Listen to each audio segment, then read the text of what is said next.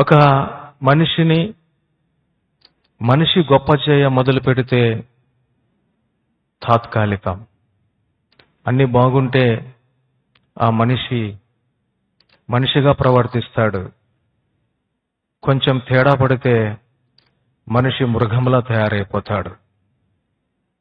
మనిషి గొప్ప చేస్తే అది కొన్ని రోజులు, కొన్ని నెలలు, కొన్ని వారాలు, కొన్ని సంవత్సరాలేమో. అదే దేవుడు మనిషిని గొప్ప చేస్తే దానికి తిరుగు ఉండదు. నీ గొంతులో పురినంత వరకు ఆ యొక్క దేవుని యొక్క గొప్పతనం నీడల కొనసాగుతూ ఉంటుంది. యవనస్తులముగా మనము అన్ని విషయాలలో గొప్పగా ఉండాలని ఆశపడుతూ ఉంటాం. మంచిదే. దాని కొరకు ఎంతో ప్రయాసపడతాం.